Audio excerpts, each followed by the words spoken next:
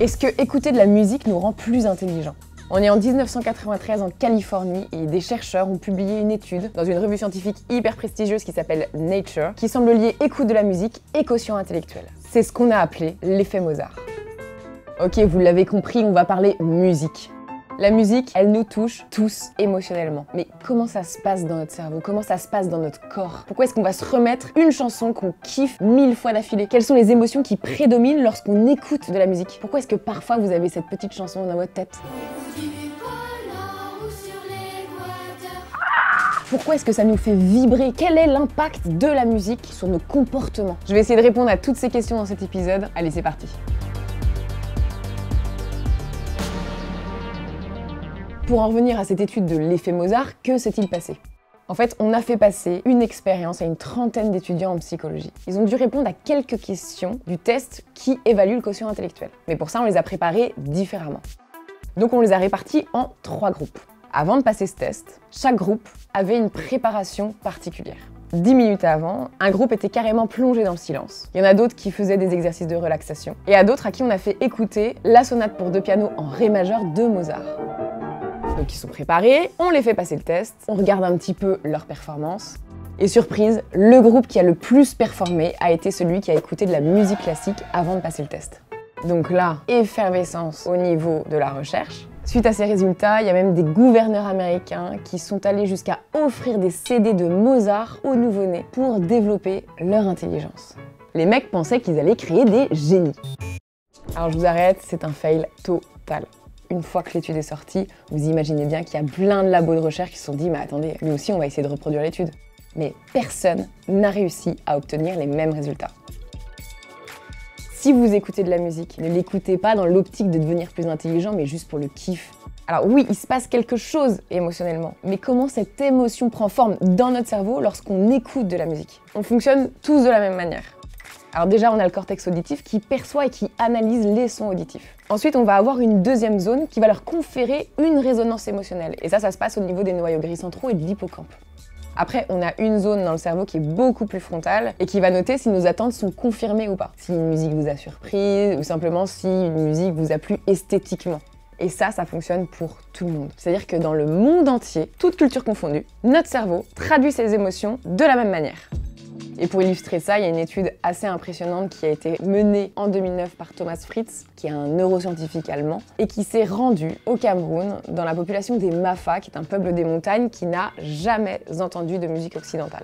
Et donc il leur a fait écouter des morceaux de piano, qui pour des oreilles européennes expriment la gaieté, la tristesse, la joie, l'angoisse. Puis ensuite, il leur a montré un panel de visages qui exprimait toutes ces émotions.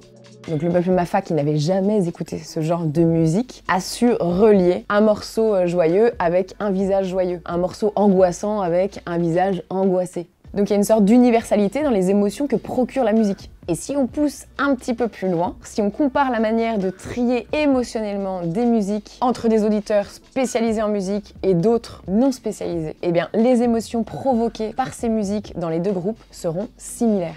Donc c'est pas parce qu'on n'a pas d'oreille musicale qu'on ne ressentira pas la même chose que quelqu'un qui a une oreille musicale. Et puis ce qui est quand même fou, c'est que quand on écoute une musique, eh bien forcément que ça influe sur nos comportements.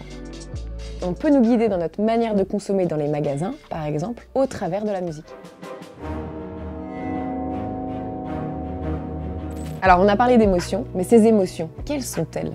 Il y a une étude qui a été publiée dans le journal de l'université de Berkeley en 2020 et qui a consisté à faire écouter des extraits musicaux à 2500 personnes qui vivaient aux États-Unis et en Chine. Et on a regardé comment est-ce qu'ils se comportaient face à un extrait de rock, de jazz, de classique. Et en fait, on s'est rendu compte que l'expérience subjective de la musique au travers de cultures totalement différentes était liée à 13 émotions. Avec toutes ces données qu'ils ont récoltées, ils ont pu en faire une carte auditive. Je vous ai mis un lien, allez-y, c'est assez marrant. J'ai essayé, je suis allée sur cette map auditive, j'ai placé mon curseur dans la zone énergie, je suis tombée sur les 4 saisons de Vivaldi et j'ai vraiment ressenti cette émotion d'énergie. Au même titre que les personnes américaines ou chinoises qui ont participé à constituer cette map auditive. Et quel est l'impact que ces 13 émotions vont avoir sur votre corps? Suite à des études, on a remarqué que quand vous ressentez la gaieté, votre rythme respiratoire va être beaucoup plus intense et vous allez avoir des respirations beaucoup plus profondes. Contrairement à la tristesse, par exemple, qui change carrément votre rythme cardiaque et qui va vous faire augmenter votre pression sanguine. Mais au-delà des impacts physiologiques, il y a aussi des impacts au niveau du cerveau. Et grâce à l'imagerie fonctionnelle, on a pu mettre en évidence des réseaux de neurones émotionnels quand on écoute de la musique. Et il y a une expérience assez folle qui a été menée par Robert Zator, qui est neuroscientifique à l'université McGill au Canada, et qui a demandé à des volontaires de leur fournir des musiques qui leur donnaient des frissons. Vous savez, parfois ça vous donne la chair de poule, ça vous met vraiment dans un état physique assez intense. Wow. Et donc ensuite, les personnes qui avaient fourni leurs extraits de musique, on leur a fait passer cette imagerie fonctionnelle en leur faisant écouter plusieurs morceaux de musique. Il y avait la musique qu'ils avaient choisie, une autre musique, un bruit de fond, ou alors il n'y avait carrément pas de musique. Et pour chaque candidat, on a répété 3 fois cette séquence en diffusant ces morceaux de manière complètement aléatoire. Et donc les conclusions sont assez impressionnantes puisque dès qu'on leur a fait écouter la musique qui les faisait vibrer, on a détecté une activité cérébrale dans les zones qui sont carrément reliées au plaisir, à l'excitation, à l'émotion. Et en parallèle, on sait que ces zones du cerveau qui ont été activées sont aussi activées par des stimuli euphorisants comme la nourriture, le sexe, les drogues récréatives.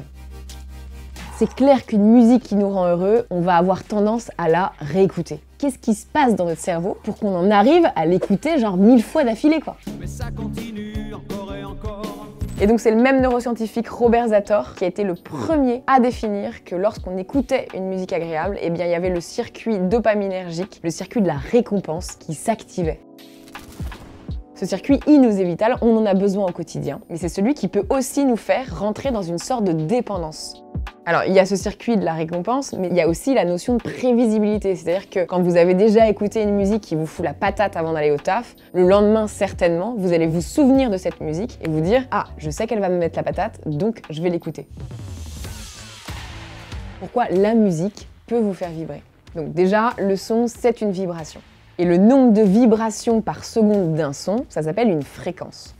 En fait, votre corps est recouvert de capteurs qui sont très sensibles aux vibrations et aux fréquences. Il y en a certains qu'on appelle les corpuscules de Pacini. Et ceux-là, ils sont très sensibles aux hautes vibrations, celles qui sont comprises aux alentours de 250 Hz. Ça équivaut au Do central sur un piano. Il y a d'autres corpuscules, ceux de Meissner par exemple, qui eux sont très sensibles aux vibrations super basses, celles qui sont comprises entre 10 et 50 Hz.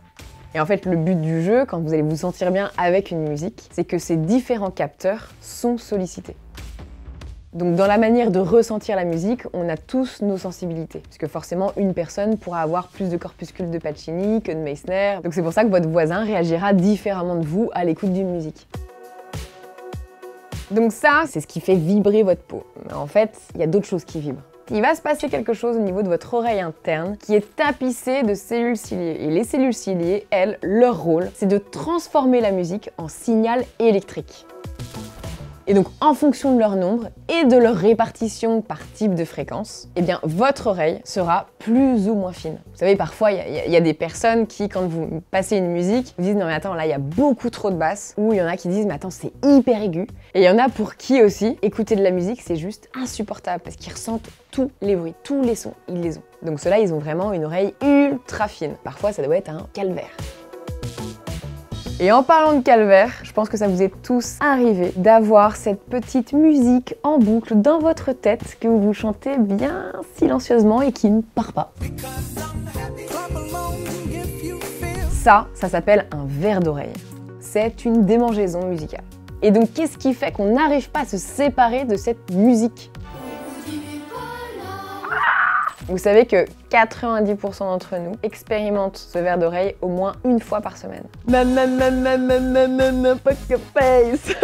Tous ces verres d'oreille ont des similitudes, forcément ça a été analysé. Déjà, plus vous les entendez et plus vous les aurez entendus récemment, plus vous aurez de chances de les avoir stockés quelque part. Les musiques à caractère obsédant ont toutes un tempo beaucoup plus rapide que les autres. Après, si vous êtes amateur de musique, forcément que vous augmentez vos chances d'avoir ce verre d'oreille. Si vous avez ressenti une émotion hyper forte avec une certaine musique, et ben ça va ancrer d'autant plus cette musique dans votre mémoire. On parle d'ancrage émotionnel à ce niveau-là. Mais le plus intéressant, c'est de savoir ce qui se passe d'un point de vue neurobiologique. J'ai découvert que certains scientifiques avaient mis en évidence une boucle audio-orale. C'est-à-dire qu'il y a certaines zones dans votre cerveau qui vont s'activer silencieusement. Je m'explique. Dans votre cerveau, vous avez des aires qui vont fredonner un air silencieusement et vous avez d'autres aires qui vont écouter. La stimulation de l'une augmente la stimulation de l'autre. Et donc en fait, on rentre dans un cercle vicieux. Elle s'auto-alimente, ce qui provoque cette boucle audio-orale.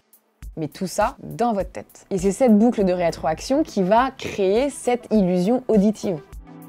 Alors c'est bien beau d'avoir sa petite musique en tête, mais comment est-ce qu'on fait pour s'en débarrasser ? Le but du jeu, c'est d'interrompre la circulation des informations dans cette fameuse boucle audio-orale, de faire un barrage entre la zone qui fredonne et la zone qui écoute. La solution qu'on entend le plus souvent, ce serait de chanter une autre chanson à voix haute et de manière hyper concentrée pour se débarrasser de l'air qu'on a en tête. Mais certains scientifiques ont fait une autre découverte. Alors, il paraîtrait que mâcher un chewing-gum serait la solution. Bah oui, parce que apparemment, quand on a une musique dans la tête, on aurait des micro-mouvements de mâchoire. Et le fait de mâcher un chewing-gum annulerait ces micro-mouvements de mâchoire. Essayer de fredonner tout en mâchant, c'est pas possible. Et donc l'annulation de ces micro-mouvements de mâchoire balayerait ce verre d'oreille. Donc à vos chewing-gums. Il y a un autre pan que j'ai pas abordé qui m'a énormément intriguée. J'ai lu quelques études qui sont en cours, qui traitent de la musicothérapie. On aiderait des patients, par exemple, qui sont atteints de la maladie d'Alzheimer à récupérer des souvenirs grâce à la musique. Donc si vous connaissez d'autres anecdotes sur la musique, des faits scientifiques, des histoires, écrivez-les en commentaire. Et je vous dis à très bientôt pour une prochaine notif.